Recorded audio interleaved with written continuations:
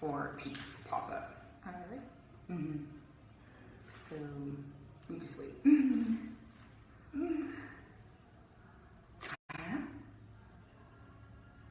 Okay, so maybe we'll just get started because it's a weird time. All right, so my name is Ashley Smith, and I'm a coach at Working Against Gravity.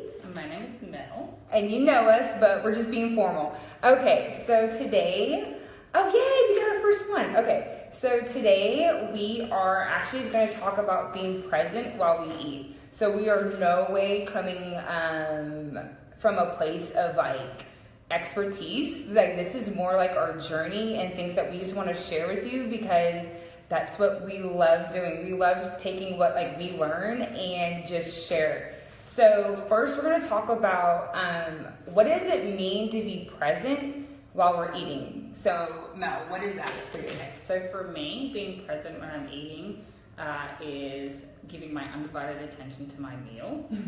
So when I say that, but actually, so eating distraction free is a big thing for me, but also just like really paying attention to the taste, the texture, the smell, like engaging all of my senses when I eat is a really important thing for me. Other things that I really love doing is paying attention or thinking about like where did my food come from and how did it get made? Okay, but you have to explain that for them. And what ingredients are in it and that type of thing. So thinking, so when I say like how did it get made? No, so but tell them why like you're there. So the people that are involved in the process. Yeah. Right? So like the baker, the butcher, that type of thing. So like thinking about all different aspects of my food. But that's because you live somewhere crazy now, that's why. Right, because right now I live in Serbia. So it's like because I'm in these different places, I'm always tasting different foods and whatnot. So it's important for me to really like, I guess, embrace where I am and what I'm doing. Yeah. Okay. Solid.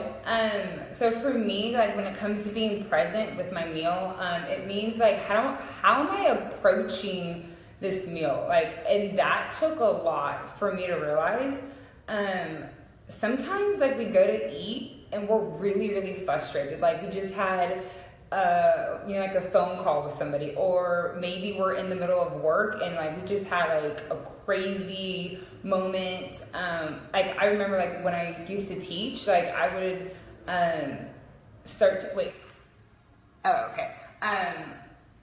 I would eat right after like my last really stressful class, and so I was already going into my meal super stressed. So now I will actually just check in with myself, like how am I feeling as I like approach my meal. So if I sense that I'm super stressed or fussy or irritated or frustrated, I will actually wait to eat just because like I already know that I'm not going to be able to actually focus on my meal because I'm focused on whatever I'm irritated about. So like we kind of wanted to set the stage with that. So that's like what being present is for us. So the first thing that we want to talk about is hunger. So a lot of us, one of our goals is to actually really understand our body, right? Like to know what our body needs to be fueled for training, for performance, for body composition. Like some of us, because I know for me, like it's like I just want to know what it is that it needs to make progress. Like what is my body trying to tell me? You know what I mean? Like I know my body's smart. I know it. You know what I mean? But like, I just felt like I was on a completely different page. Like, so it really took understanding that I had been ignoring my hunger signals. Not so much like, oh, I'm hungry, but more of like, okay, I'm not hungry anymore. More of, okay, I'm full. I honestly used to think that there was like two things, hunger and like full. And that there was no in between. And so literally I would eat that way. I would go from being hungry and then just slam like all my food until I was full. Not even realizing, like there is an in between called not hungry. And that was a whole new concept for me. But in order for me to like even discover that, I had to like sit with my hunger for a little bit. Now I'm not sitting here saying that like we need to like force ourselves to be hungry. But I used to be really reactive, meaning that if I got hungry, it was like, stop the world, stop everything, like, I need to eat right now. And like I was like that for a really, really long time until it took me a while to be like, okay, that is hunger. That is okay. I'm okay. Still alive.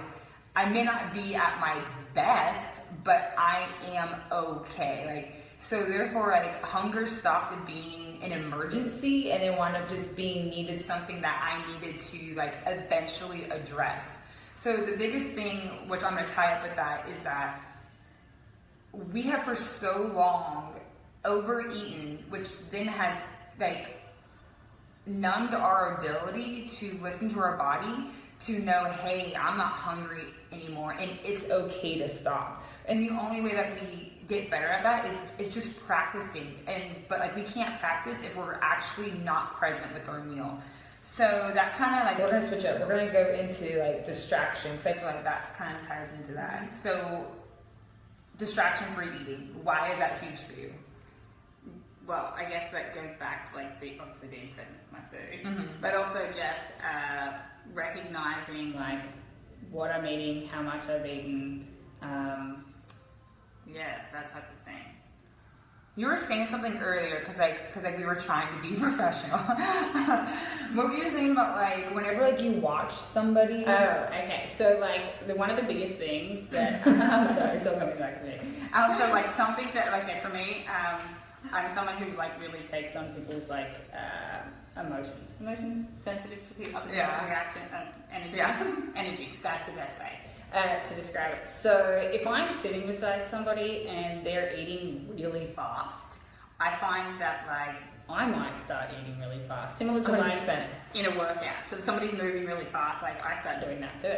You know, if somebody is like shoveling their food, then it's sort of like whoa. So for me, I know that about myself, so it's something that I have to do is just really like, if I can pick up that other people around me, so something I like to eat in silence. So if I can see that things or my environment is really hectic or what have you, even if I'm like not able to fully remove myself, I sort of still try to sort of go into my own little like world, I guess, or sort of like tune out the distractions, because I don't want to take on anybody else's sort of speed, I guess. Totally. It's important for me to like calm and eat, because I don't want to rush through my food, because I love food and I enjoy it. But I also just want to make sure that I'm digesting it properly, I'm tasting it, I'm like being there. I don't want to eat it and then 5 minutes later be like, oh, I need more food. Because I wasn't paying any attention to the fact that I just ate a whole meal. So that's something that I'm super mindful of in terms of distractions, and also just like, I guess I mean just like other things like, you know, I never walk and eat ever. I wouldn't drive and eat. Never in front of the computer. You know, that kind of thing. So making sure that you don't have any distractions. So did you first start off this way, or did you gradually? No. We don't want you to think that like we came out of the womb like really good at this. Okay, no. These are all like learned experience. So, like everything that I know now is like I've learned through experience, and I'm still learning. Like I still catch myself doing things where I'm like, yeah, you know, you need to not do that. So it's like, especially the like eating fast thing. Sometimes I'll be halfway through and I'll be like, whoa, I just did that in 2 minutes. I need to slow.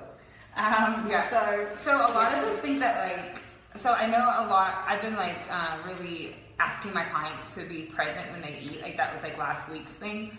A lot of us get really discouraged because it feels so uncomfortable.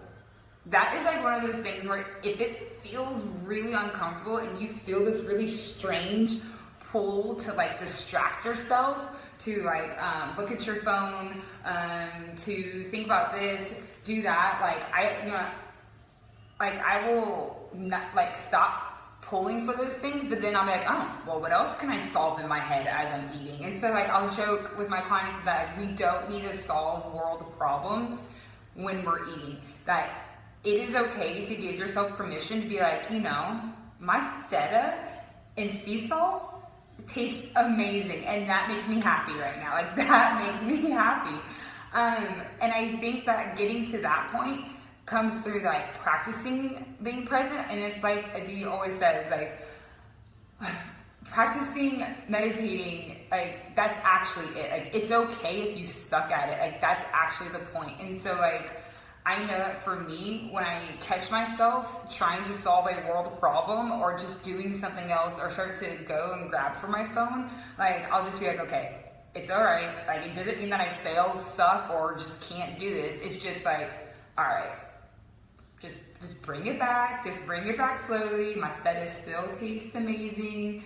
Like the green onions are really amazing, and this salad dressing is epic, right? So, like, whenever you sense yourself getting lost or feeling the pull or just feeling really uncomfortable sitting there not being distracted, that it's okay. And if we zoom out and we really ask ourselves, like, do we want to be a hamster on a wheel that we can't enjoy a meal without chasing something? Like, whether that's like chasing Instagram while we're checking, or chasing this or chasing that or chasing this, like, it's okay to sit and eat. So I think that actually leads straight into moderation. So when I think about moderation, I think about when I used to eat things in excess. If that's either like, the huge thing was wine, actually.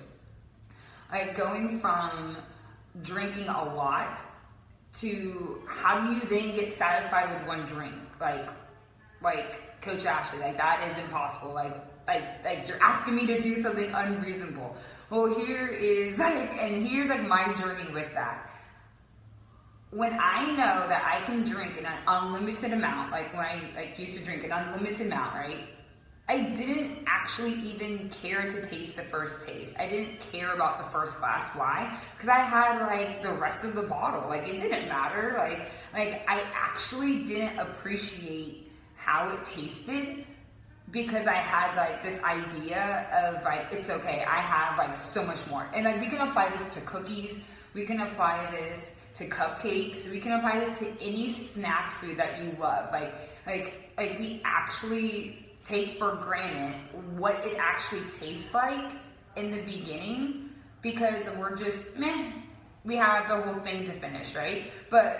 And that's why we struggle with moderation, is because like now we have to learn to be satisfied with a normal serving, right? And that's something that's a whole nother topic. But yeah, but like going from being satisfied in the excess to being satisfied in moderation, like, you can't do that unless you're sitting there actually being present, being like, oh, this glass of wine tastes amazing, and like, I can taste all these different things because I've finally slowed down long enough to actually taste it. Like my intent for drinking that glass of wine is to taste it, not just to slam it.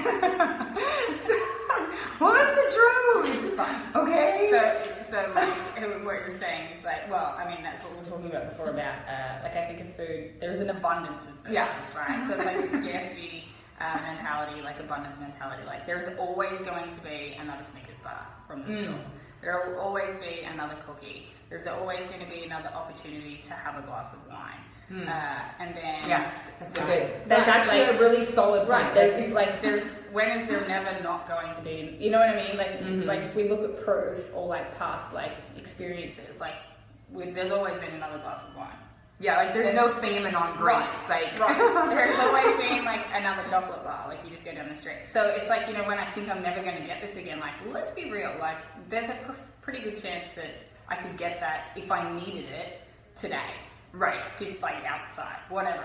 So it's like reminding yourself that, like, hey, yeah, sure, I could like have more. It's like reeling yourself back in. Like, I actually don't need any more. Like right now, or at least like chill for a bit. Yeah. Reassess the situation. Do I actually need this, or do I just want it? And if I do have it, how am I going to feel? Like, is it going to make me, like, am I going to feel satiated? Am I going to feel overfull? Like, and I think we were talking more about that in terms of how it makes us feel. Yeah. Oh, okay, yeah. No, Yeah. Well, okay. So I guess, like, you know, like something when I am eating something or after I eat, I always check in with myself, like, how did that make me feel? Like, was that enough food? Like, was that what I needed for right now? Like, how did it taste? And then, like, assess basically like everything, because the way I look at it, it's like I'm always collecting data for myself, like how was that meal? Okay, that's how that was, so do I need to make any changes for it, like now, for tomorrow, for whatever? So if we're not reflecting back on like what it is that we're doing or what we ate, like we don't know how to make change. So it's difficult to like move forward or like make growth when you're not assessing like how things actually work. They don't have to be negative, they could just, it's just feedback, right, on yourself. So, food. Yeah, so you can see how mindful Mel is, and that process. No, that's great. I'm really into it. No, that's great. And my process is that tasted amazing. And for me, I'm like, I think I'm actually gonna start adding this to my meal. You know what I mean? Like that's like the same thing but done differently. So the reason why I bring that up is because I don't want you to think that like the way that we do it is the way that you have to do it. Totally. Like you can clearly see our two different styles, but like we're accomplishing the same thing. Like I say all the time, there's not a meal that I eat that I do not enjoy. And you're like, wait, how is that even possible? And it's because I'll sit there and be like, next time, my oatmeal, I think I might put a little bit more eggs in my oatmeal because I want it to be a little bit more fluffier, right? Just like, so that's how I collect data. I was just going to say, do you think that that's also because you put so much thought before you make your meal? So like it's the other thing, like I'm mindful before I even eat. Because I'm mindful about, like what do I really need right now? What do I really want? Like what is my body actually asking me for? Like what is it that I have to do this afternoon? When am I training? Whatever. So it's like if you're really enjoying your food, I think like for me, it's because I put so much like love and thought into like what I want to eat first. 100%. So if you guys aren't foodies, then like this is just completely nonsense to you. But if you are a foodie, then like these thoughts. But 100%, because I'll sit there and I'll be like, okay, well, what time am I working out today? Because our schedule changes. And so so then I think I'm actually going to save my carbs to be a little bit more heavier like later on during the day. So I think today, like earlier right now, like I'm probably just going to eat something a little bit lighter that I still love, but like I want to save this for later. And so when I do go and save it for later, like it's because I want it. Now, I realize that like my schedule has changed and you guys are like, yeah, this is really great, but I'm super busy. So when I did this, when I taught full time, was that I worked out after school. Well, school, and then I coached, and then like after school, and then like after that, right? Well, I had to train, so the highlight of my day was pancakes at that time. So I would literally prep pancakes. And like my athletes knew, oh, Mrs. Smith got her pancakes, you know what I mean? Like, yes, I do. Yes, I do. Why? Because she's about to go work out, right? So it's not that you have to sit here and pause all the time, but it's the little things of putting thought in ahead. So, and then that's how like we achieve long-term goals, right? Is because no one's going to achieve long-term goals when you're just eating things that you don't like. Like, that sucks, right? So let's find a way, and that doesn't always mean that, what I want to eat is a Snicker bar all the time. That's great, but is that meeting your needs, right? So we have to be adults about this at some point and be like, okay, my needs, my wants, where does that intersect? Okay, so the last thing on distraction I would say is that I actually like to remove myself from either a stressful environment or my workspace. And for me, that looks like if I'm at like a coffee shop and I'm working, which is very rare because that doesn't work for me. But if I'm at home, I will go outside. So when I taught, like I would go to a different room. Why? Because like my room was associated with work, right? Like if I'm sitting there eating at my desk, it's gonna be really hard to ignore that pool of distraction, right? Or like people are gonna find a way to come find me. I don't wanna be found during my lunch. Like I actually just wanna eat my lunch. And so for me, like going outside, getting just a tad bit of sun, really just like amps my, it's like creating that positive feeling, right? So going outside, feeling the sun, positive feeling, going into my meal, feeling positive. So you're having a day with your meal. I am. but I don't know why that like term, like, but yes, no, I do. I totally do. But actually, but well, an appointment, it doesn't have to be a date, but you're essentially scheduling, like, having an appointment, like I do. I'm having a me time. I, like, look forward to it so much. Oh, 100%. Right. Okay. Okay, so if there's any questions, I know that this was kind of like an off topic, but we just wanted to encourage you guys to really take the time, taste your meals, and this could be if you are somewhere and you're just like, actually, I want 2 minutes to myself to eat my meal. Like, it's okay to start there. Like, you don't need to start at level 10. All right. See, look, she really likes the I don't know why. Anyways, okay. So, if we have any questions, we're gonna hang out for like a few minutes. If you just have a comment that you want us to address or anything like that, let us know. I see that we have a few friends on here. It's like early though. I think one thing that I find super important or helpful is to, like you're saying about removing yourself from the environment, but like not having, like sometimes not having food in the room that you're in can be super helpful, right? Oh yeah. But like that's also just from a productivity point of view. So like, right, because I like productivity. So like by setting meal times, that's actually something I do for myself. So I set meal times, and not having food in the room that you're working, whatnot.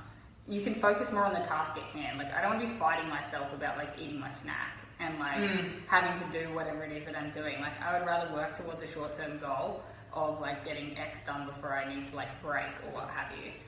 So that's something that I found really helpful for me, because like if I've got delicious food beside me, I'm probably going to want to eat it. And you know, and it might not. And actually, not out of hunger, just because. Exactly, just because it's there and I just like it and I want to eat it. And like, I think that that's pretty common. You know what I mean? So it's like, why I want to set myself up for success and set my environment up for success. So I don't want to put it's like distractions. Like having the food there is a distraction from whatever task I'm trying to achieve. So I think like Ashley said before, it can be really weird when you start doing these things and you want to go and like grab your phone and you want to do these things, because I used to do that. And now it bothers me if my phone were to ring and I had it near me. You know what I mean? Because it's just like, ugh, I'm getting interrupted while I'm trying to eat. And you know, and like that took me a long time to get to that, but like now I can't imagine it any different. You know? Oh yeah. So I think like it's a process, and you can't expect yourself to be awesome at it immediately. Like that would be unrealistic. But I mean, we can try and do like one thing better, or like 1% better each day. 1%. Yeah. So side note, and then I see Katie's question, which is solid. Now like you're like, great, that's great that you can like remove yourself, but what about eating with people? So this is what really hit home. And this is what like I really try to practice through the holidays. It's really easy to get caught up in the holidays and feasting and over consuming. Right? Okay, like there's like exceeding your macros, and then there's just like full out, just like you're not even present. You're just on automatic, like you're actually operating in automatic. So you really don't even exercise choice. You're actually just piling things on your plate, and you don't even like half the things on your plate, right? Like because like you're like operating in like an automatic way. So if you're with somebody and you're just like wanting to be present, I go into eating a meal with somebody, meaning that like it's actually at that point I'm trying to be present with people. So mindless eating doesn't help me achieve any of my goals. Like I want to be present with the person that I'm talking to, right? And like when you have a great meal with somebody, most of the time you're so busy talking and engaging in conversation that you don't even like finish all your food, right? So I would encourage you to go into like actual dates or actual like get-togethers with people with the intent of my focus is actually being present with that person. So I'm just going to mindfully eat and just know that if I catch myself eating fast, that I can put down my fork. Like that's okay. Like it's okay to extend my meal. Okay, so Katie was saying her challenge is slowing down and not inhaling. I literally used to eat like that. And so my question would be, when like you're eating fast, like if you could check in with yourself, how are you feeling, right? Like, am I feeling stressed? Am I feeling hunger? Like, am I feeling upset about something? Am I feeling excitement, right? If you are stressed and you are eating really fast, I encourage you to like just note it first. Be like, okay, snap. I'm like approaching my meal out of a state of being stressed, or I'm approaching my meal like from like an emotional place, right? Or I'm approaching my meal with a lot of excitement because it tastes so good, right? Or I'm just really excited, right? This is what I would encourage you to like make a note to yourself, or maybe just let this be your cue, is that like, if I'm approaching this because I'm really excited, then let myself enjoy it. But enjoyment isn't going a million miles an hour. Enjoyment is sitting there, and I encourage you to taste. So like, one other thing is, try to taste the middle of your meal. Like, there was a mindful practice on Headspace, and I thought he was a lunatic at first. He was like, taste the middle of your meal. I was like, what? And he was like, well, you normally taste the beginning, and then like, you kind of check out and zoom out, and then until it's the last bite, and you're just like, oh, what happened? Like, where did it go? It tasted so good. So going into your meal with the intent of, I want to taste the middle, I actually was able to be like, wow, that tomato was like really crisp, right? And I know it sounds so silly, but like, go into your meal with an intent then to be mindful by trying to taste the middle. So I hope that makes sense. If I completely missed that, make a comment so I can address it, but I think that's where you were going with that. I think there's like, I guess, practical tips to just slow yourself down. Like, like, okay, so like, if you're like basic things like, as long as if you're eating food that enables you to do this, of course, instead of having your fork up, have your fork down. So you have to like pick at your food. That's yes, yeah. You know what I'm saying? Yeah. So stab your food. Stab your food. Pick your food like this. And instead of doing chopsticks, I think Danny does chopsticks, right? Or chopsticks, that's good. Something else that I tend to always do is like, okay, so making sure that I've chewed all of my food before I swallow it. And I know that sounds so silly, but true. But actually, not going for more food until I've swallowed the food that's in my mouth. And a lot of us don't even realize that we do stuff like that, so that's why it seems so silly until like you catch yourself. You're like, why do I have my fork loaded up and I'm not even done with what's in my mouth? Totally, especially if it's awesome food, because you're just like, this is amazing, and you want to do this, right? Especially if you're stressed. So that's before we just talked about stress or excitement. And I think with being stressed, one other thing is like asking yourself why, which is like tied into what. Like, sometimes we don't know why we're doing that. We could have just like had a frantic phone call or whatever, but you don't know you're doing anyway. So like, basic things, so chopsticks, like the way you have your fork. Whenever like you're meal prepping or you're coming home, because I used to have this hunger hour. I mean, I still do. What am I talking about? My hunger hour when I would come home from work and I'm just like, yo, I can't get to my food fast enough. At that point, I'm totally coming from a state of stress and just hunger and whatever. Literally, I would drink a LaCroix or LaCroix or whatever you call it. I don't know. I don't know. Carbonated water, right? I would drink that to allow my stomach to feel some signal of full, so that I could then I physically would like slow down. So then like I would mentally slow down. So then I could eat from a place that's not frantic, right? So water, carbonated water, chew gum and log it. But I'm pretty sure everyone would be okay with you chewing gum and logging it, so that you didn't sit there and wolf down your meal and then be like, I'm hungry, and then continue eating. You know what I mean? Or make a choice that is not necessarily the choice you wanted, but it's the most accessible. So like, if I open the fridge and I'm like, oh, there's turkey breast, but it's not really what I want, and I grab it anyway, and then I can't have like sit down and have a proper meal because I've just like inhaled all of these small bits and pieces. Like, I think I remember like coming home from school as a kid, you know, and I think we all get to open the fridge and then you grab whatever's closest. But cutting your food up into tiny, weeny little pieces. Which sounds crazy, but it's actually, I mean, I would food process that. I do that because I like it all chopped up, but like that helps too, right? Because then you've obviously, it's going to take you longer to eat.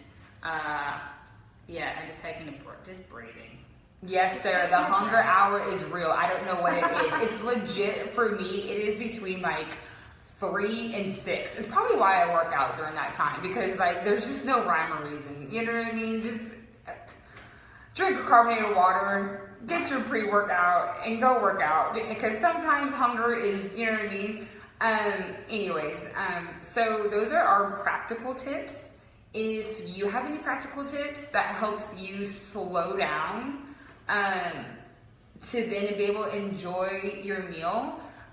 One other thing that I actually, last practical tip, I like to have legit celery. I know you're gonna be like, oh, celery, but I just like like the crunch of it, right? So, I have chopped up celery just ready to go if I'm like prepping food and I just like want to chomp on something.